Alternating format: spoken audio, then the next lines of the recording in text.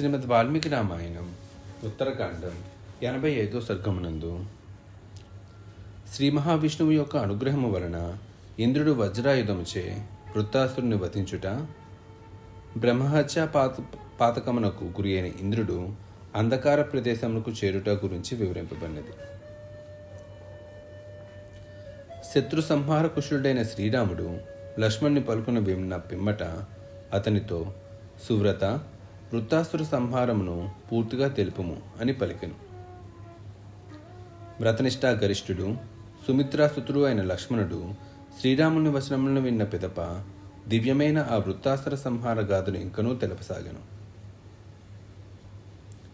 ప్రభు, ఇంద్రుని ద్వారా సమస్త దేవతల బాధలను విన్న అనంతరము శ్రీ మహావిష్ణువు ఇంద్రునితో కూడి వచ్చిన దేవతలను ఉద్దేశించి ఇట్లు పలికెను.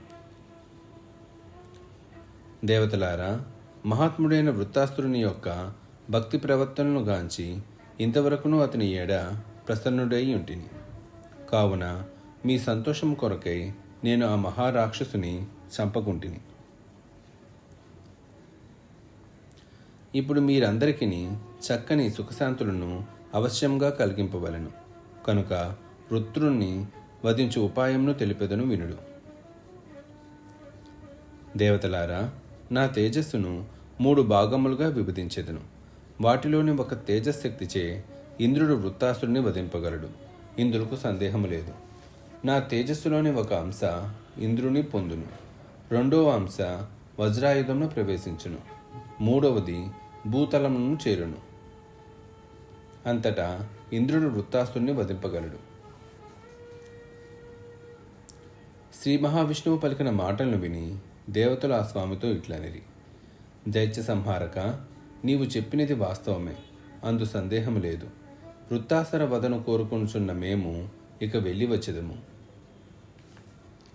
మిగుల ఉదార స్వభావము గలవాడా, నీ తేజస్సును ప్రసాదించి ఇంద్రుని అనుగ్రహింపుము. అనంతరము మహాత్ములైన ఇంద్రాది దేవతలు అందరూ మహాసురుడైన వృత్తుడు ఉన్న అరణ్య ప్రదేశముకు చేరిరి. వారు అచట అసురోత్తముని గాంచిరి.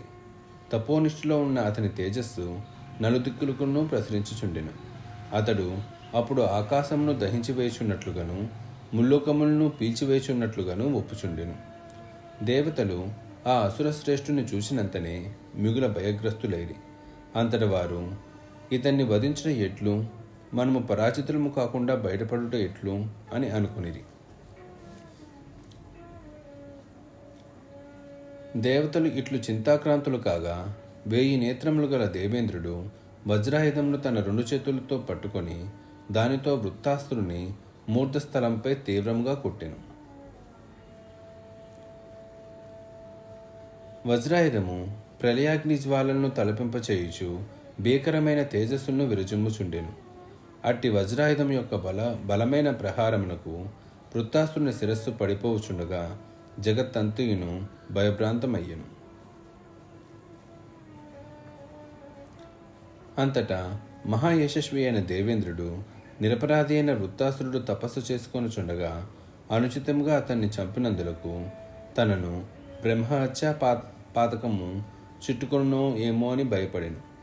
వెంటనే అతడు లోకాలోక పర్వతమునకు ఆవలనున్న అంధకార ప్రదేశమునకు చేరెను. ఆత్మరక్షణకై త్వరగా పరుగులు తీయుచున్న ఇంద్రుని బ్రహ్మహత్యా పాతకము వెంటాడుచుండెను. అది అతని సర్వావ్యములందునూ ఆవరించెను. అప్పుడు అతడు మిక్కుల దుఃఖాక్రాంతుడయ్యెను.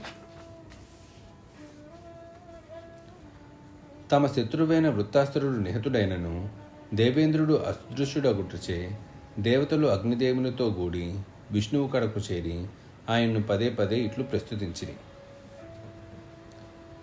పరమేశ్వర, నీవు ఆదిదేవుడవు, సమస్త జగత్తుకును తండ్రివి, మాకు ఎల్లరకును నీవే గతి. సకల ప్రాణులను రక్షించి నిమిత్తమై నీవు విష్ణురూపుడవైతివి. పరమాత్మ, నీ తేజ ప్రభావమున వృత్తాసురుడు నిహతుడైనాడు. కానీ ఇంద్రుని మాత్రము బ్రహ్మహత్యా దోషము పట్టి పీడించుచున్నది.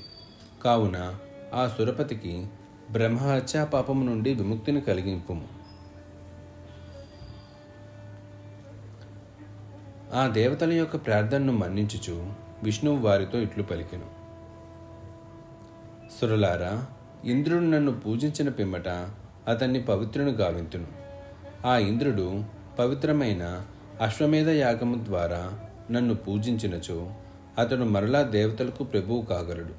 ఇక మీరు ఏమాత్రమూ భయపడవలసిన పనియే లేదు. శ్రీ మహావిష్ణువు అమృతతుల్యములైన తమ వచనముల ద్వారా దేవతలకు అభయం ఇచ్చి ఆ దేవదేవుడు సురులచే స్తుతింపబడుచు వైకుంఠమునకు ఏగెను. వాల్మీకి మహర్షి విరచితమై ఆదికావ్యమైన శ్రీమద్ రామాయణం నందలి ఉత్తరకాండమునందు 85వ సర్గము సమాప్తం.